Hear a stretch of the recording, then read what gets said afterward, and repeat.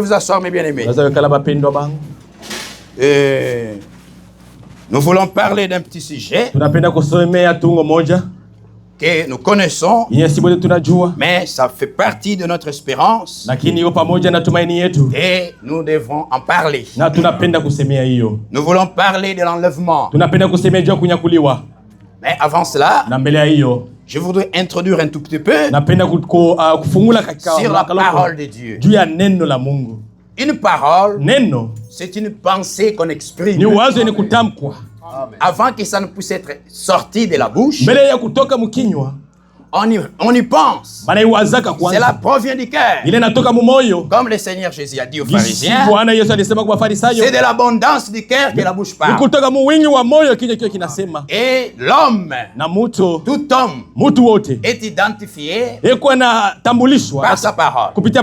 Imaginez que je me lève et je vous dis, je vais vous acheter un véhicule dans 2 jours. Et puis le deuxième jour arrive.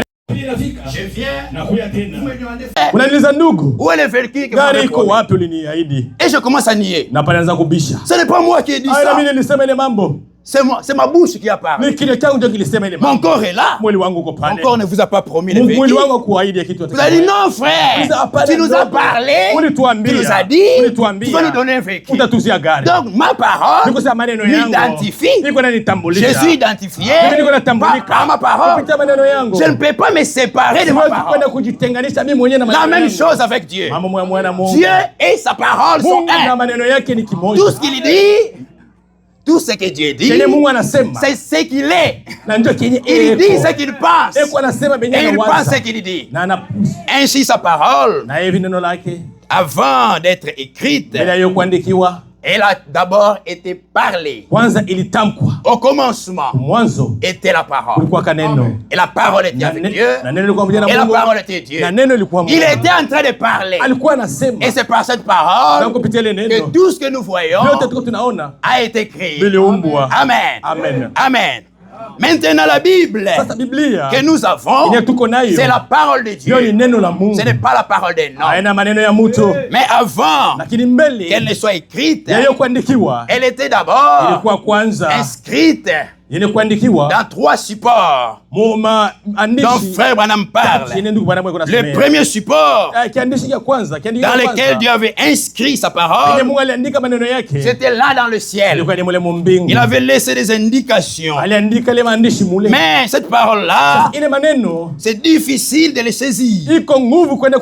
C'est ce que Dieu dit ici dans Job, chapitre 38. Dieu parlait à Job. Il dit, si tu es intelligent, il dit, si tu es intelligent, lève-toi, je vais te poser des questions et tu vas me répondre. Dans les questions que Dieu lui a posées, au verset 31, Dieu dit à Job, noue-t-il les liens de Pléiade ou détache-t-il le cordage de l'Orient?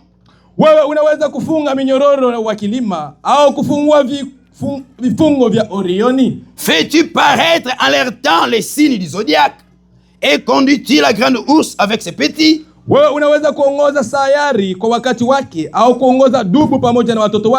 Connais-tu les lois du ciel? Règles-tu son pouvoir sur la terre? Est-ce que tu règles son pouvoir sur la terre?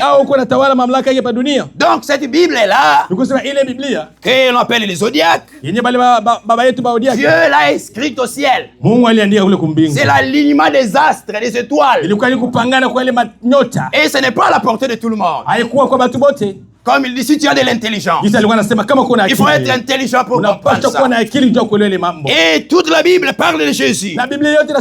C'est cette Bible que les mages, les gens intelligents avaient lu pour comprendre que le Sauveur, le roi des Juifs, est né. Dans Matthieu chapitre 1er, au verset 1er, chapitre 2, pardon. Au verset 2 et 1er. Jean, Jésus est né à Bethléem en Judée, au temps du roi Hérode. Voici des mages d'Orient arrivèrent à Jérusalem et dit, où est le roi des Juifs qui vient de naître? Car Nous avons vu son étoile en Orient. Donc Dieu avait aligné les étoiles qui indiquaient le Seigneur Jésus-Christ. Mais tout le monde ne pouvait pas avoir accès. Pour preuve, il continue. Et nous sommes venus pour l'adorer. Le roi Hérode ayant pris la fille troublée. Et tout Jérusalem avec lui. Beaucoup de professeurs étaient à ce temps-là. Beaucoup d'hommes intelligents. Mais ils n'avaient pas vu cette étoile. Seulement l'image. Il fallait la révélation. Tout Jérusalem était en trouble. Même le roi Hérode, qui avait les services de renseignement, il n'avait pas la connaissance. Et Dieu, voyant que c'est difficile pour l'homme d'accéder à cette Bible, il l'a aussi inscrite dans la nature. De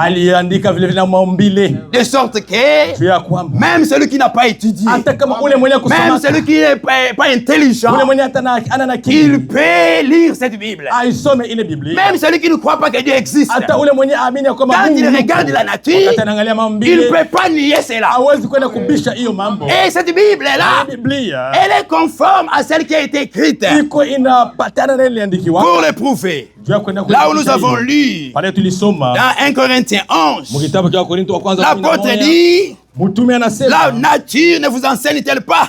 Et dans Romains chapitre 1er, au verset 19, car ce qu'on peut connaître de Dieu, ce que nous pouvons connaître de Dieu, est manifesté pour eux. Dieu leur ayant fait connaître. En effet, les perfections invisibles de Dieu. Les perfections invisibles. Les choses parfaites que l'œil ne peut pas voir. Sa puissance éternelle et sa divinité se voient comme à l'œil nu depuis la création du monde, quand on les considère dans ses ouvrages. Donc quand vous regardez les arbres, quand vous regardez la nature, quand vous regardez les hommes et les femmes, si vous observez bien, vous pouvez voir Dieu. On peut voir les créateurs. Regardez seulement. Un enfant ne peut jamais avoir de papa. Les mamans le savent. Même si c'est une prostituée qui connaît beaucoup d'hommes, l'enfant qu'il va naître, la sémence de vie vient seulement d'un seul homme. Amen. Si on fait le DNA, l'ADN, on va déterminer que cet enfant vient de ce papa-là. Comment alors on peut nier qu'il y a un créateur? La nature nous montre qu'il n'y a qu'un seul Dieu, un seul créateur. Amen. La nature nous le montre. Et dans la nature, Dieu nous a inscrit la Bible. Mais après, quand les gens ont commencé à pécher, les gens ont commencé à inventer des théories. La théorie des atomes. La théorie des atomes. Oh, que le monde est venu du Big Bang. Il y a une explosion. C'est pourquoi le monde existe. Ils ont commencé à nier les créateurs. Il dit que le monde vient du néant. Alors Dieu a dit, je vais maintenant écrire la Bible sur des supports. Et là, il a donné à Moïse la Bible sur les tables de pierre. Et à l'époque, on pouvait l'écrire aussi dans des parchemins. On pouvait les écrire dans des papiers, des parchemins, comme cette Bible que nous avons. Elle est écrite. Aujourd'hui, on parle de Bible en soft. Dans les téléphones, dans les ordinateurs, c'est toujours la Bible écrite. Mais dans tout cela, que ce soit dans le ciel, que ce soit dans la nature, que ce soit dans cette Bible, elle parle seulement de Jésus-Christ. Toute la Bible, elle est la révélation de Jésus-Christ. Et il n'y a aucune contradiction entre la nature et la parole qui est écrite. Même si quelqu'un refuse la Bible, qu'il soit musulman, qu'il soit un athée, on peut lui prouver que ce que nous prêchons par la Bible se trouve dans la nature et il ne peut pas le nier. Amen. Il ne peut pas nier cela. Pour un exemple, dans Deutéronome, au chapitre 32, le Seigneur s'identifie. Je crois que l'heure là est bonne. Oui. Je suis en train de surveiller l'heure. Dans Deutéronome 32, le Seigneur parle. Lui-même, notre Dieu, il se présente. Il dit, pareil à l'aigle. Pardon. Deutéronome 32, verset 11. Pareil à l'aigle qui éveille sa couvée, voltige sur ses petits, déploie ses ailes, les prend, les porte sur ses plumes. Le Seigneur seul a conduit son peuple et il n'y avait avec lui aucun Dieu étranger. Amen. Ici, Dieu se révèle comme la mère aigle et il a seulement 2 ailes. Si vous regardez dans la nature, vous ne verrez aucun oiseau avec 3 ailes. Un jour, les Mormons sont venus me prêcher. Et ils m'ont dit, Dieu a donné à Mormon, leur prophète C.C. Smith, un 3e testament. Mais moi je lui ai dit, ça contredit la nature. Est-ce que tu as déjà vu un oiseau avec 3 ailes? Notre Dieu, il est la mère aigle. Et en tant que sa parole, il n'y a que l'Ancien et le Nouveau Testament. Amen. Alléluia. Il ne peut pas y avoir d'autres. Ésaïe. C'était écrit dans Ésaïe, au chapitre 8. Il dit ceci, au verset 20. Le prophète Ésaïe s'écrit à la loi et au témoignage. Si on ne parle pas ainsi, il n'y aura pas de lumière pour le peuple. Amen. Ce que nous prêchons doit être prouvé par l'Ancien et le Nouveau Testament.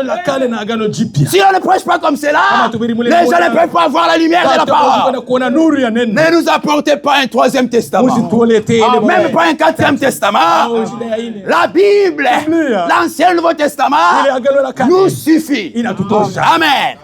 Pour montrer cela, que la nature est conforme à cette Bible que nous prêchons. Prenons l'exemple de la mort. De la mort. Dans Job, au chapitre 14. Écoutez Job. Pour gagner du temps au verset 7. Un arbre a de l'espérance. Un arbre. Job 14, verset 7. Un arbre a de l'espérance. Quand on le coupe, il repousse. Il produit encore des rejetons. Amen.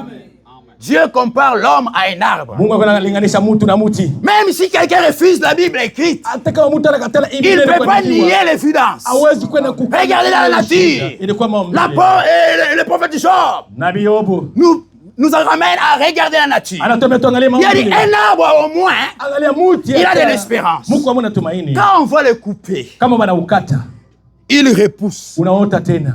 C'est le symbole de la mort et de la résurrection. Si vous allez dans la nature, vous regardez un bananier et qu'il a produit des fruits, c'est toute une phase. Ce sont des phases de la vie. Le bananier va grandir, va naître, va grandir, va porter des fruits. Après un moment donné, il va se courber et on va le couper. Il meurt. La chair que vous voyez là va tomber, va mourir. Mais après un temps, quand la racine a pourri dans la terre, il y a une saison. Il y a un temps, quand la pluie va venir, le même bananier qui est tombé va commencer à reverdir. Amen. C'est le symbole de la résurrection. Quand nous prêchons la résurrection dans la Bible, nous pouvons le voir dans la nature. Et c'est la vérité. Ésaïe, au chapitre 40. Il dit ceci, au verset 6. Une voix dit, crie. Sauti inasema lia. Dieu parle au prophète Isaïe. Mungu anasema il dit crie. Lia. Il répondit. Que crierai-je? Alors Dieu lui dit, voici ce que tu dois dire à tous les hommes. Même toi qui es maintenant, tu es jeune, tu as la vigueur, tu es une jeune fille, tu es belle, tu es un homme très intelligent, tu as étudié, tu as l'argent, tu as les maisons, tu as tout ce qu'on peut avoir dans le monde. Écoute ceci, tout est cher et comme l'herbe et son éclat comme la fleur des champs. L'herbe est sèche, la fleur tombe quand le souffle du Seigneur souffle dessus. Amen. Tu es beau, tu es belle, tu as de l'argent, tu as la gloire, c'est bien.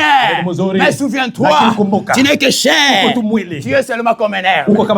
Cette gloire, je vais te glorifier aujourd'hui. Tu te vantes de beaucoup de choses. Sache que tu n'es qu'un herbe, comme un herbe. Quand le vent du Seigneur va souffler sur toi, tu vas mourir. Comme un herbe.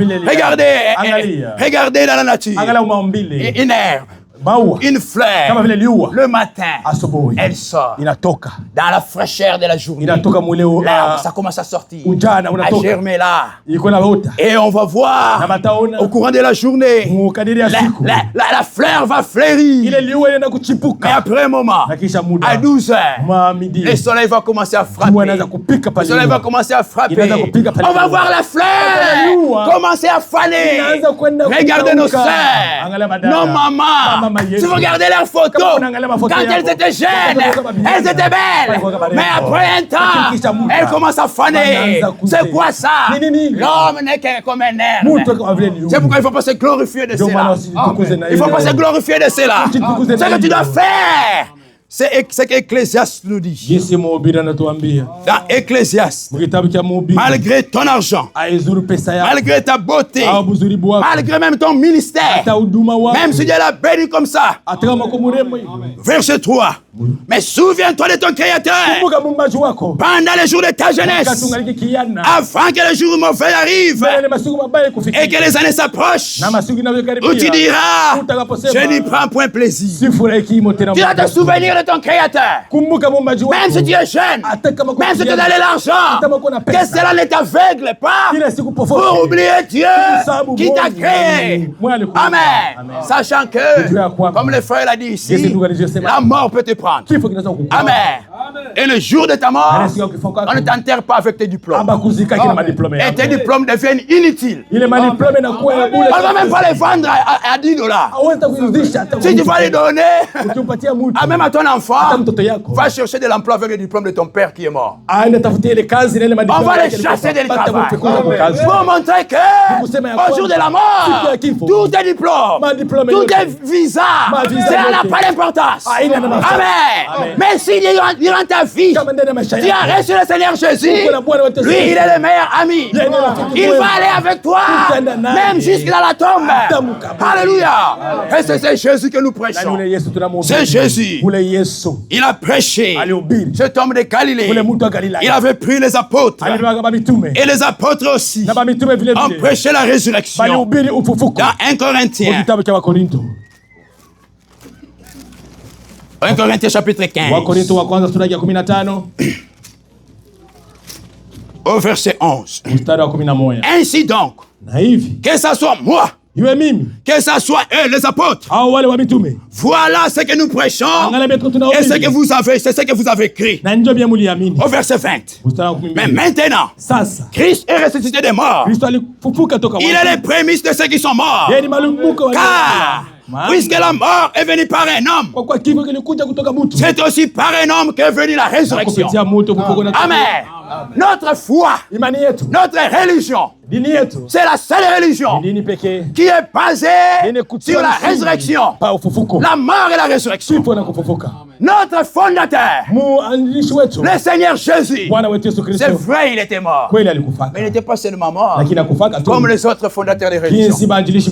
Mahomet est mort. Mahomet, il est mort. Confucius est mort après avoir fait ce qu'ils ont fait. Mais jusqu'à aujourd'hui, ils sont dans la tombe. Mais notre Seigneur, il est mort et il est revenu à la vie. Amen. C'est lui que nous prêchons. Et verset 22. Et comme tous meurent en Adam, tous meurent en Adam, et même aussi, tous revivront en Christ. Mais chacun en son rang. Comme nous avons vu dans la nature, un arbre quand il meurt, ce n'est pas fini. Il y a de l'espoir. Il va revenir à une saison.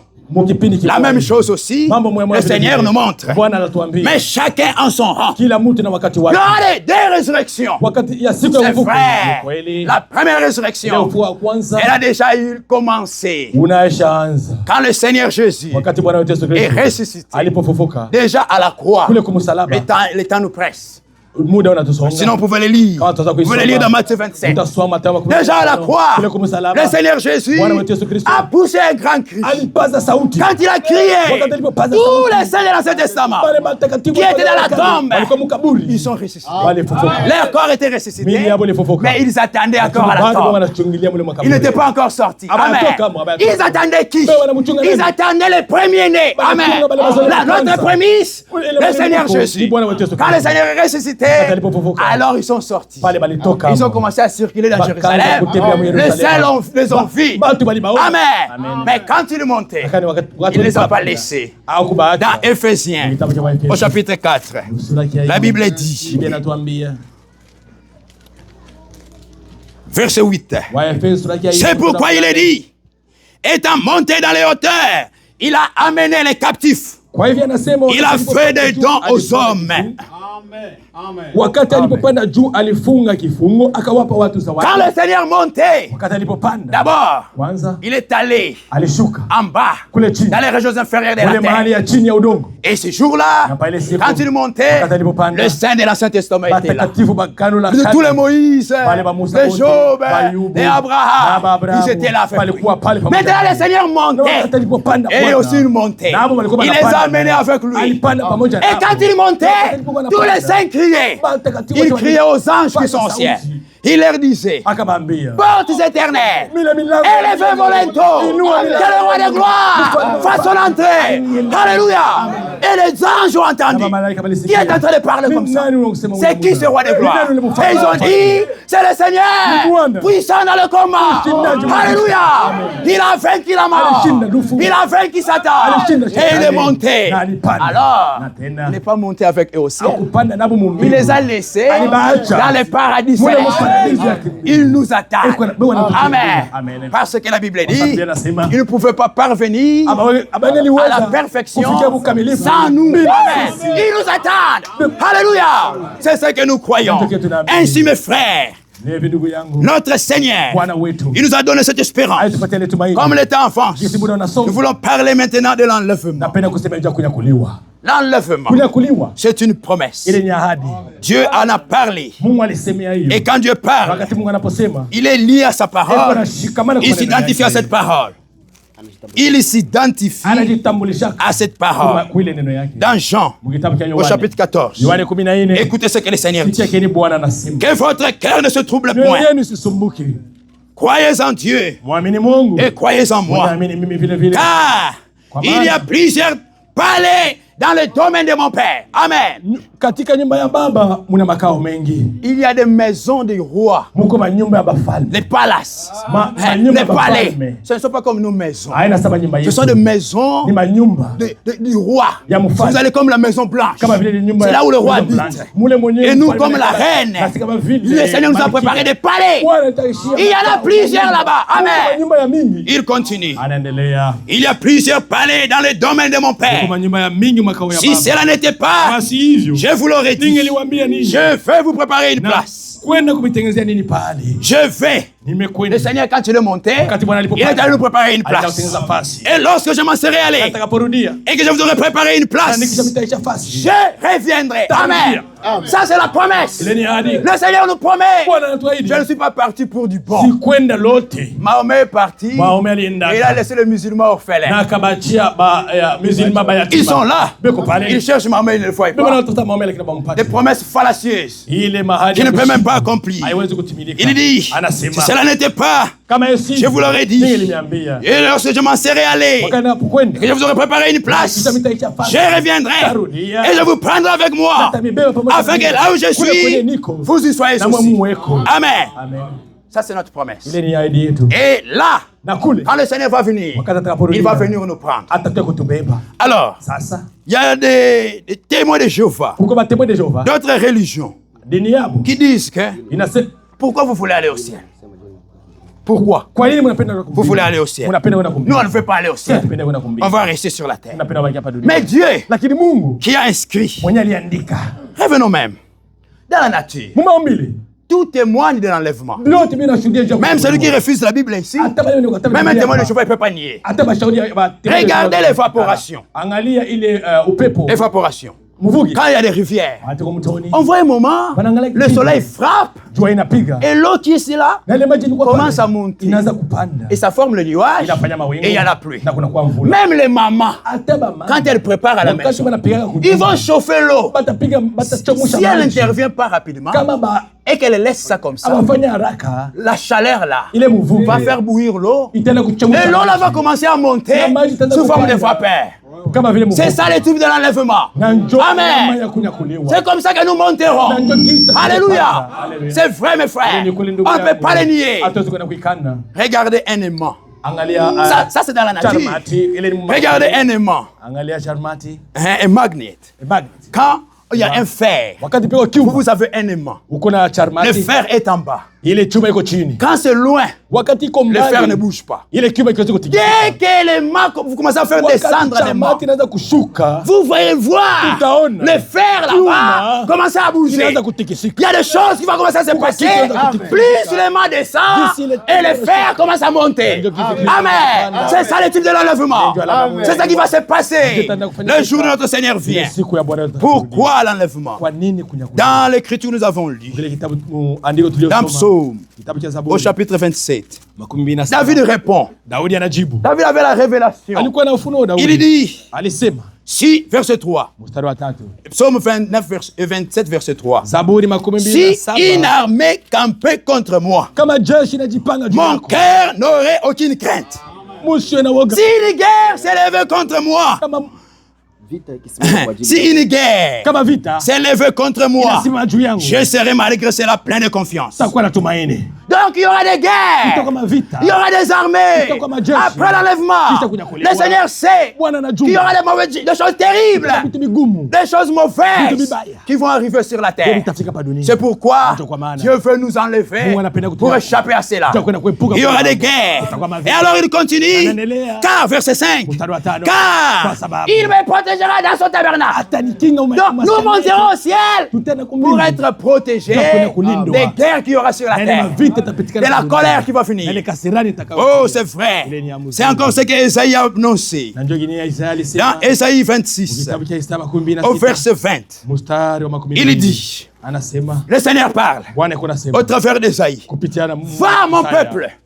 Va, mon peuple. Entre dans ta chambre et ferme la porte derrière toi. Cache-toi pour quelques instants.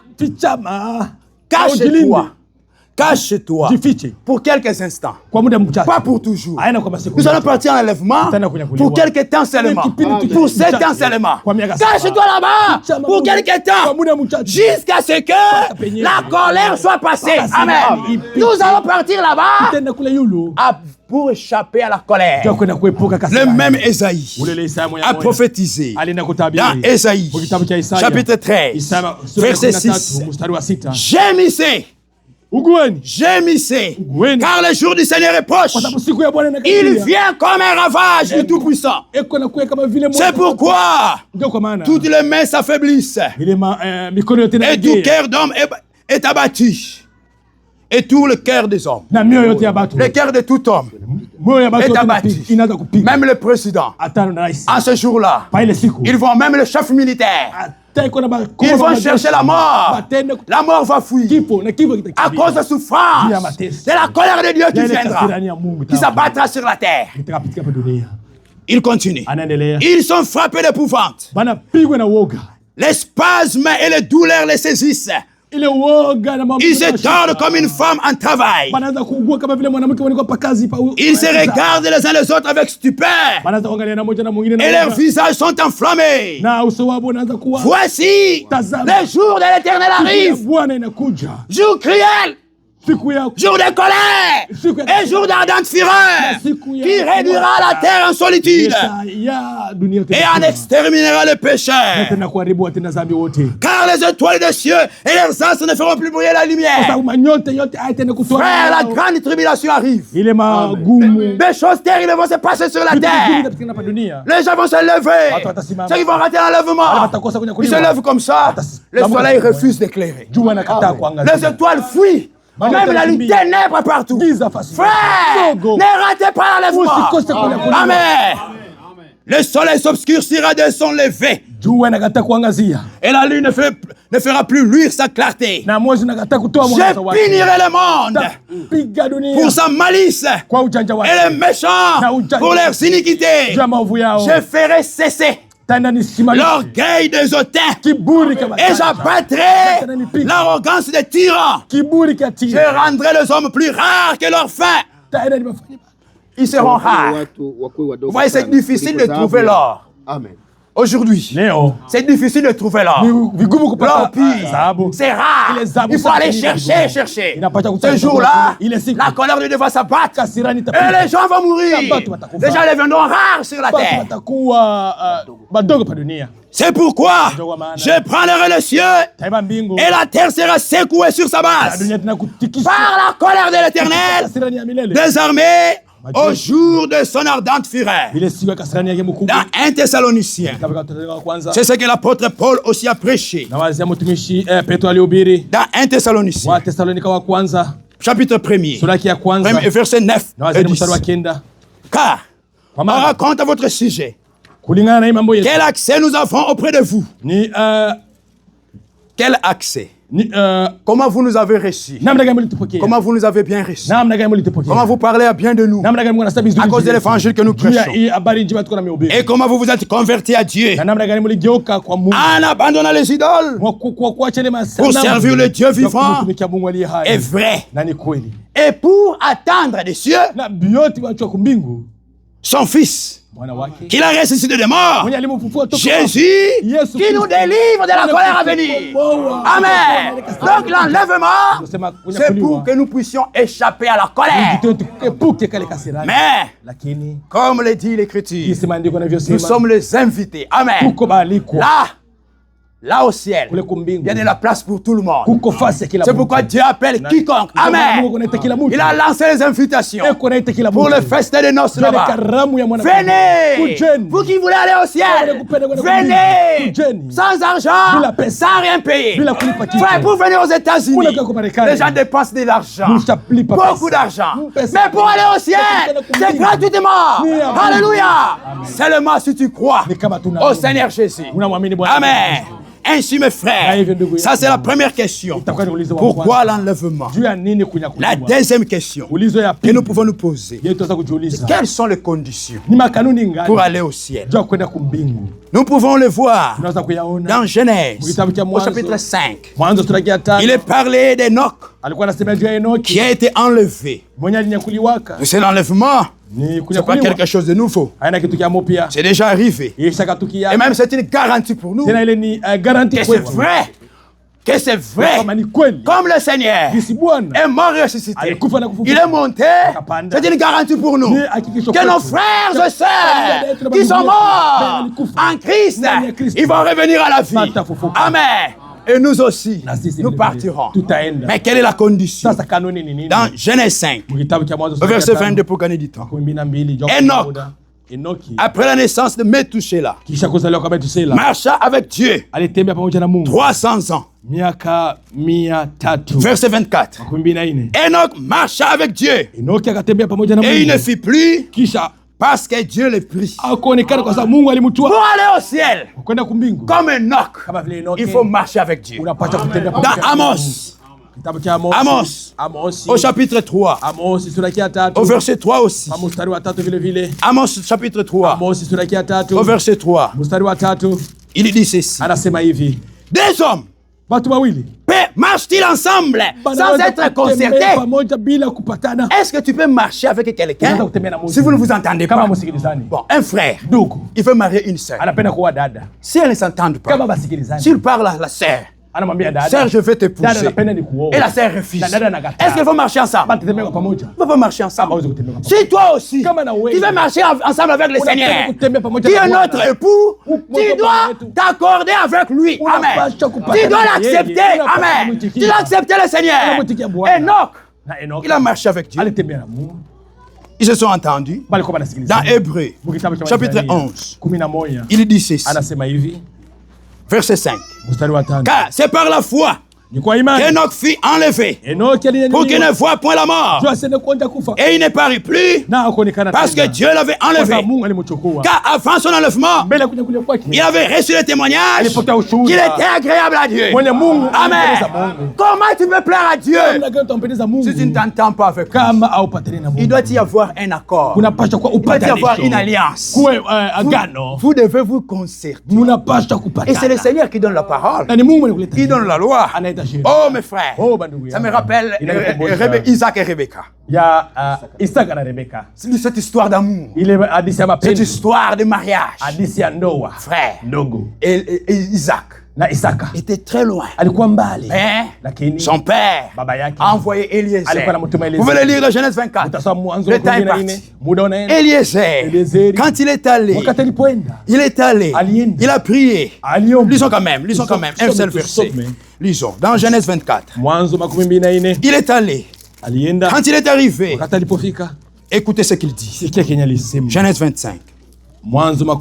Pour gagner du temps. Au verset 34 et 35. Alors il dit, je suis serviteur d'Abraham. Le Seigneur a comblé de bénédictions mon Seigneur, qui est devenu puissant. Et il lui a donné des brebis et des bœufs, des servantes et chameaux et des ânes. Sarah, la femme de mon Seigneur, a enfanté dans sa vieillesse un fils, un fils à mon Seigneur. Et il lui a donné ce qu'il possède. Il lui a donné ce qu'il possède. Eliezer, quand il est parti pour chercher l'épouse, il n'a pas parlé de lui-même. Quand il est allé, il a parlé de son Seigneur. Et il a parlé de l'époux qui était Isaac. Amen. Dans notre temps, notre époux, le Seigneur Jésus, il nous a envoyé le Saint-Esprit.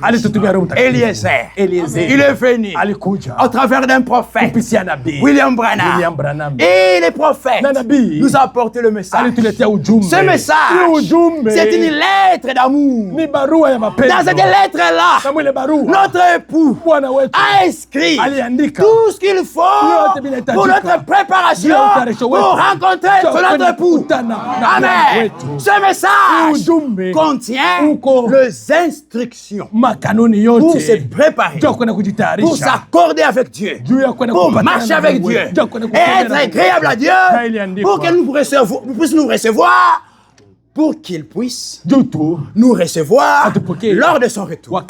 Et qu'est-ce que le message? Le message crie, c'est le cri de réveil de minuit qui crie aujourd'hui. Sortez du milieu de mon peuple, séparez-vous. Amen. Les messages crient. Toi frère, toi sœur, tu es encore dans les histoires de votre tribu. Le message est clair. Sortez du milieu d'eux et séparez-vous. Amen. Séparez-vous du monde.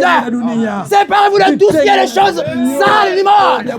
Et je vous accueillerai. Amen. Le message rassemble les enfants de Dieu. Partout où tu es, sortez des dénominations. Le Seigneur vient. C'est ça le message. Et il y a des instructions claires. Comment vous devez vous habiller? Comment nous devons nous habiller? Dans le message, il y en a. Pour marcher avec Dieu, tu dois se corroder avec Dieu. Tu veux marcher avec Dieu, mais avec des habits sales. Tu veux marcher avec Dieu, mais en short. Tu ne peux pas marcher avec Dieu. Tu ne peux pas plaire à Dieu. Pour marcher avec Dieu, tu dois te conformer à sa parole. Et ce message que nous prêchons, c'est le retour à la Bible. Amen. Il y a des instructions claires. Pour ce qui concerne nos cheveux, notre corps, tout, même notre esprit, même nos téléphones, quand on le va utiliser, le message apparaît. Amen. Amen. Ainsi, si vous obéissez à cette parole, comme l'apôtre Pierre l'a dit dans Acte 5, nous sommes témoins de ces choses. Nous sommes des témoins de ces choses, de ce message que nous prêchons. Nous-mêmes, nous sommes témoins. De même que le Saint-Esprit que Dieu a donné à ceux qui lui obéissent. Amen. Pour aller au ciel, il faut une puissance. Frère, regardez, le temps est parti. C'est vrai. Quand la maman prépare pour que l'eau puisse commencer à monter, il faut la puissance. La puissance électrique, la chaleur. Elle va bouillir. Elle va mettre la braise, le bois. Et la marmite va commencer à chauffer. Et l'eau va commencer à monter. Amen. Et pour vaincre les pesanteurs, pour vaincre les forces de l'air, il faut une puissance. Acte chapitre 1er. Le Seigneur a répondu. Acte chapitre 1. Il dit ceci. Les apôtres voulaient s'occuper de beaucoup de choses. Ça, c'est pas le plus important. L'argent et tout cela, qu'est-ce qui va arriver au millénium et tout cela, c'est bien. Voilà la chose la plus importante. Mais vous recevrez une puissance. Le Saint-Esprit survenant sur vous. Amen. Le Saint-Esprit, c'est la puissance. Dans Romains, chapitre 8. Verset 11. Et si l'Esprit et celui qui a ressuscité Jésus d'entre les morts habite en vous. Celui qui a ressuscité Christ d'entre les morts rendra aussi la vie à vos corps mortels par son esprit qui habite en vous. Pour aller au ciel, il faut être baptisé du Saint-Esprit. Pas seulement l'onction pour prêcher, pas seulement l'onction pour prophétiser, pour parler à l'art, pour chanter, pour opérer des miracles. C'est bien, mais ce n'est pas seulement ça. Il faut qu'il vienne habiter en toi, qu'il fasse de toi son tabernacle. Alléluia.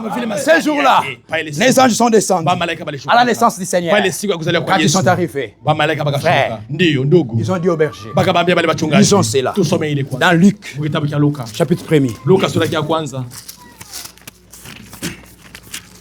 Luc.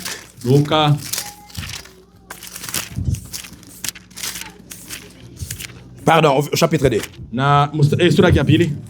Au verset 13. Et soudain, il se joignit à l'ange. Une multitude de l'armée céleste louant Dieu et disant, Ghafula walikuwa pamoja na malaika makutano wa jeshi ya mbingu wakisifu Mungu wakisema, gloire à Dieu dans les lieux très hauts, Mungu aliye juu, et paix sur la terre parmi les hommes qu'il a agréés. Amen. Il faut que Dieu puisse agréer votre foi.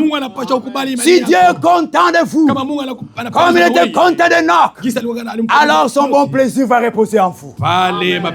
Comment va-t-il reposer en vous? Si vous vous accordez avec lui, si vous obéissez à sa parole. Amen.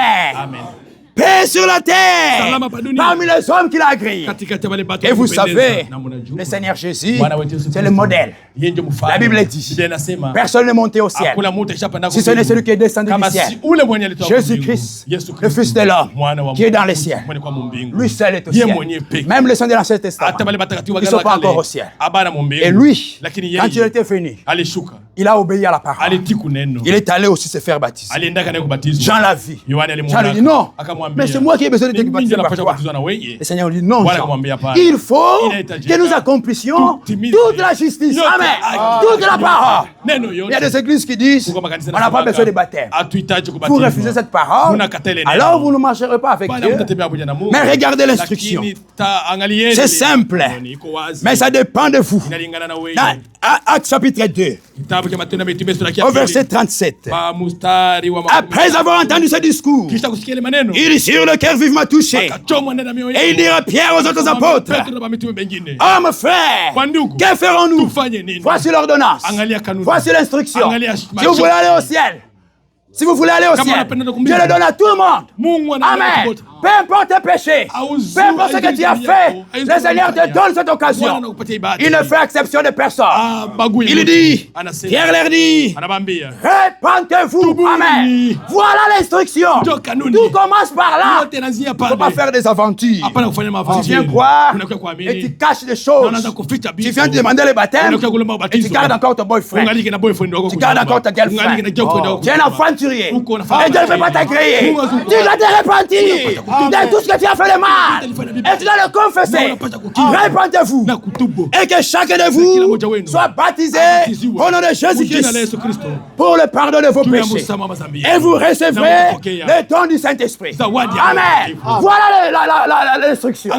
Voilà l'ordonnance pour avoir le Saint-Esprit. Maintenant, la troisième question pour finir. Qu'est-ce qui va se passer le jour de l'enlèvement? Le jour de l'enlèvement, ce sera un grand jour. C'est le jour de notre délivrance. Amen. C'est vrai. Le Seigneur nous a sauvés. Mais nous sommes encore sauvés. À l'intérieur, ce corps n'est pas encore sauvé. Nous souffrons comme tous les hommes. Nous transpirons comme tous les hommes. Nous travaillons comme tous les hommes. Même les hommes de Dieu, nous tombons aussi malades parce que nous sommes dans ce corps. Et même les hommes de Dieu, même les sœurs en Christ. Oh, nous mourrons tous. Mes frères, la mort ce n'est pas la fin. Et le Seigneur nous a enseigné dans Luc, au chapitre 17, nous sommes en train de finir. Luc 17, verset 22. Et il dit aux disciples, des jours viendront où vous désirerez voir un des jours du Fils de l'homme.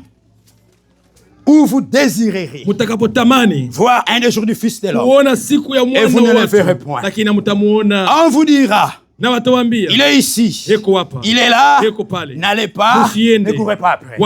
C'est comme les branamistes aujourd'hui. Ils disent que Jésus est déjà venu. C'est faux, n'allez pas là-bas, n'allez pas. Et quand vous leur demandez, quand est-ce qu'il est venu, il vous donne la date, le 28 février 1963. Mais la Bible dit, pour ce qui est du jour et de l'heure, personne ne le sait. Amen. Et quand quelqu'un parle comme ça, dites-lui, vous êtes menteur. Tu mens. Amen. Vous êtes en train de mentir. Le Seigneur nous dit, car comme l'éclair,